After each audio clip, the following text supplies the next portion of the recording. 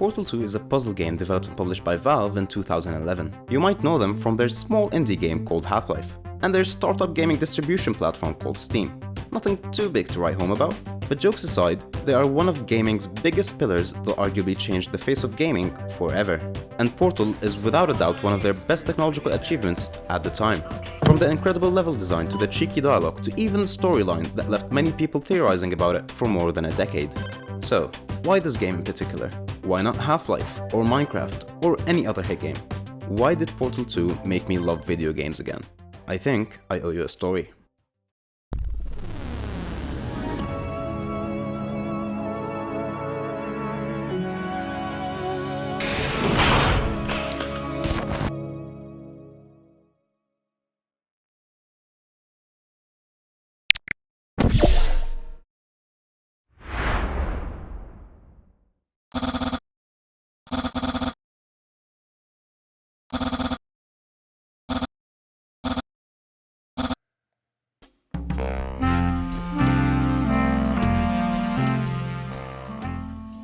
Let's start by how Portal came to be in the first place. In 2004, I was a 1-year-old child, doing what 1-year-old children would do: eat, sleep, annoy my parents, shut, and repeat. While these fun activities were happening, a woman by the name of Kim Swift, studying at DigiPen Institute of Technology, had an idea for a game where you use portals to navigate puzzles. And shortly after that, she and 3 other people proposed the idea to DigiPen, and later formed the group Nuclear Monkey Software. Developed on the Sketcher engine, the team originally decided to call the game Narbicular Drop, to make it show up more easily on search engines online. And at the end of the year, they dropped a playable build of the game, which basically granted them the golden tickets into a job opportunity at Valve, where they would continue developing the game under the Source engine. A couple of delays later, Portal 1 was released on PC as a standalone game, and on the PlayStation 3 and Xbox 360 as a bundle in the form of the Orange Box, where it shined brighter than Valve's 2 other new games, Half-Life 2 Episode 2 and the newly resurrected Team Fortress 2. Now, it's 2011, and I'm now a fully grown 8-year-old child, doing what most 8-year-old children would do: eat, sleep, have a big crush on Shago from Kim Possible, shut, and repeat. And while that was going on, Portal 2 dropped onto Steam after a huge ARG in the form of a bundle including 13 games that got updated to introduce puzzles and hints towards Portal 2's release date.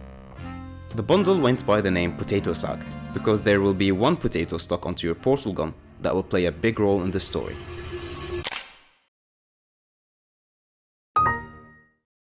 Since we've mentioned it, let's talk about that portal gun, shall we?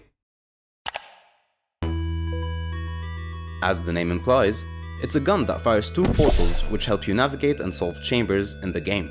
There are also additional items and objects in each puzzle that help you pass in each chamber, like cubes that could be placed onto buttons to open doors, redirection cubes that redirect lasers, faith plates to get your heavy ass thrown onto other parts of the chamber, bounce gels that make you bounce, speed gel that gives you speed, and how can I forget the companion cube, my beloved, a cube so cute, so beautiful, it has Rule 34 art of it.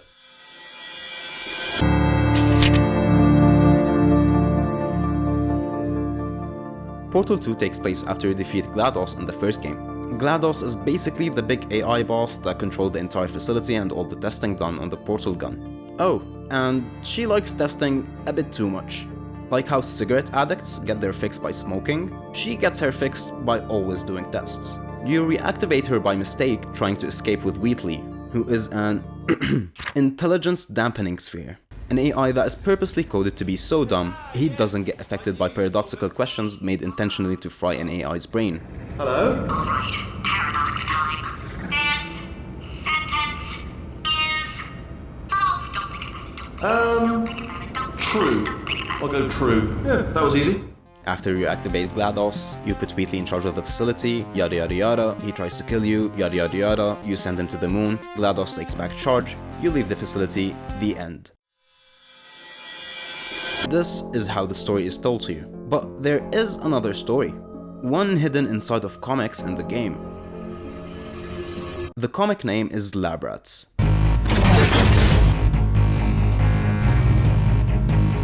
which tells the story of the schizophrenic scientist, Dog Ratman, who survives GLaDOS's attempt to murder every employee in Aperture Science. And after that, he starts to observe Shell, the character you play as in Portal, and quickly realizing that she is going to be the only one who's gonna put an end to all of this, he bumps her up to be the first one to wake up and start doing tests, to hopefully bring this facility down once and for all.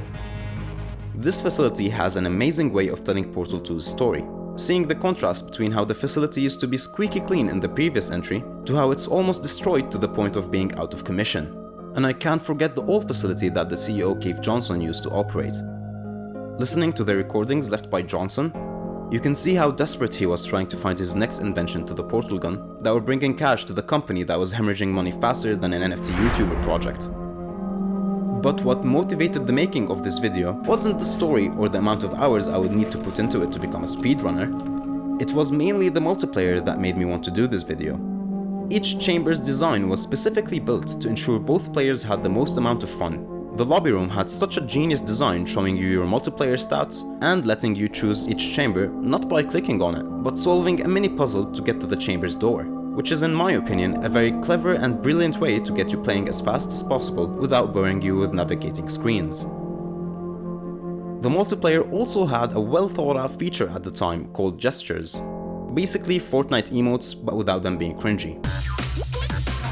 There's even a whole other game inside of the co-op version of Portal 2. Yeah, it's rock, paper, scissors. But how cool is that?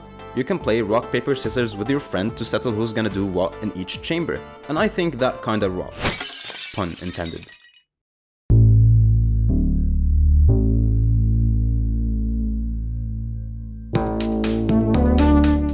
Now that we are on the same page as in why this game is such a classic, let me tell you about my personal story of this game. A couple of years ago, I used to play a couple of competitive games like Warframe, Warface, War Thunder, basically games that started with war cause 9 times out of 10 they're free to play and I was broke. Fast forward when I entered college, I started slowly filling up my time with studying, hanging out with my homies at my friend's shitty ass rooftop, like it was actually shitty. We had a piss corner at the opposite side of where we sit that started leaking piss onto the neighbors. And work. Lots of work. So, one day I was working on art for a YouTuber, and he suggested to play Portal 2 with him. So, I installed the game and we started playing. And I was blown away. This gem of a game that I heard about for years but never watched a playthrough of surprised me with how beautiful its atmosphere is, how solid and witty the story and the dialogues are, Fatty, no parents. and how much of a solid game it felt to hold up this well after years of its release. Now sure, is it the best looking game ever? No. But you'll have to understand, I came from playing a COD-like shooter game on a Toshiba with a Pentium 4 to now playing this story-driven game that I never touched before or got exposed to on a semi-modern laptop with a dedicated graphics card. It opened my eyes again to the thought of playing games again and enjoying how they look and how smooth they run and getting to immerse myself in the gameplay and story rather than looking at this.